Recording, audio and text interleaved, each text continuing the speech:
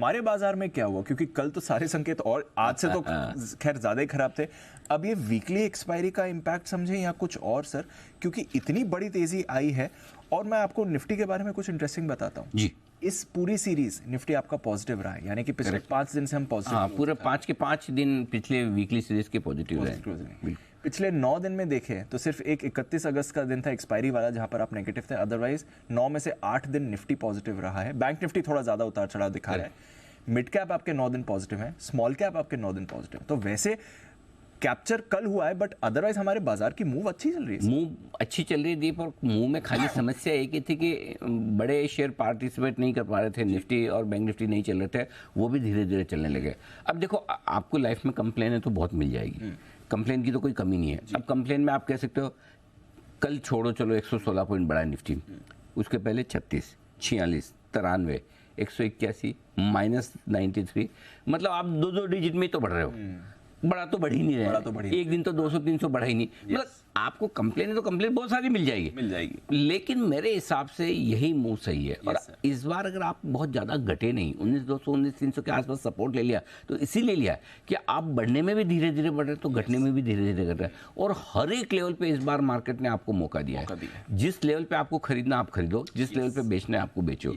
अब हर रोज हर शेयर बढ़े, हर रोज हर इंडेक्स बढ़े, ये तो सोचना ही गलत है, होना तो इम्पॉसिबल है। सो आई थिंक, बट जो कैचअप रैली आपको निफ्टी में दिख रही है, बैंक निफ्टी में दिख रही है, वो काफी स्ट्रेंथ वाली। इसको कैसे देखना है? इसको देखना है कि आप एक बड़े बुल रन में हैं, 20,000 के आसपास आपने लाइफ हाई बनाया, वहां से आप हल्के फुल्के करेक्ट हुए, टाइम वाइज आपने करेक्शन दिया, प्राइस वाइज करेक्शन दिया। प्राइस वाइज करेक्शन आपका हो गया 700 पॉइंट का निफ्टी में, यानी 3.5%, करेक्ट। बैंक निफ्टी में करीबन आपका 2,000 पॉइंट का, राइट, करीबन 4-4.5%।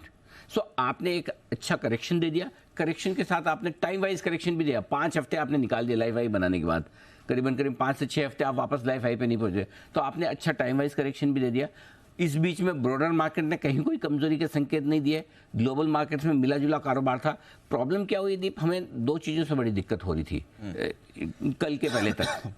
एक ये कि हम अमेरिका की तेजी पर रेस्पॉन्ड नहीं कर रहे थे, करेक्ट सर, और दूसरा हमारे यहाँ एफआईज खरीदने का नाम नहीं ले रहे थे। बिल्कुल। तो इन 2 चीज़ों, लेकिन अगर आप ये सोचें कि अमेरिका की कमजोरी के बावजूद हम ज़्यादा गिरे नहीं, अमेरिका की मजबूती में भले ही हमने पार्टिसिपेट नहीं किया, लेकिन जब वो कमजोर थे तो हम गिरे नहीं। और दूसरा, एफआई ने बेचा फिर भी हम गिरे नहीं। सो ये बाजार की ताकत दिखा रहा है। पिछले 2 दिनों का मूव बहुत कुछ कहता है, और वो ये कहता है कि तमाम नेगेटिव ग्लोबल संकेतों के बीच में आप फ्लैट खुलते हैं, फ्लैट खुलने के बाद नीचे जाते हैं, नीचे जाने के बाद पहले सपोर्ट लेवल से आप रिकवर होकर डे हाई पर बंद होते हैं। तो ये कहानी अलग कह रहा है, और ये कहानी आपके लिए बहुत काम की। तो आई थिंक 2 दिनों का मूव बहुत कॉन्फिडेंस बढ़ाने वाला है, इसमें कोई डाउट नहीं। और जल्दी आप 20,000 के पार निकलते हुए भी देखेंगे, नया हाई बनाएंगे। अब आ रहे, वो मूड आ रहे हैं। हाँ, वो तो आना ही है। वो तो अब हम बात भी करते हैं, अनफॉर्चुनेटली वो लेवल आया नहीं दीप की 18,800 19,000 आए तो बिना किसी को पूछे आपको पैसा डाल ही देना है। लेकिन अब वो ठीक है, मार्केट है, ओब्लाइज जरूरी नहीं कि करे आप सोचो 18,800 आए नहीं आए, कह नहीं सकते, पहले ही घूम गया। लेकिन पॉइंट सिंपल है, 2 दिनों का ये जो मूव बना है, ये भारतीय बाजारों की अपनी ताकत वापस लौटने के बहुत मजबूत और स्ट्रॉन्ग संकेत आपको दे रहा है, जिसे पढ़ना जरूरी है। ना, ठीक है। तो चलिए, ये तो एक अच्छा कॉन्फिडेंस। अच्छा, कल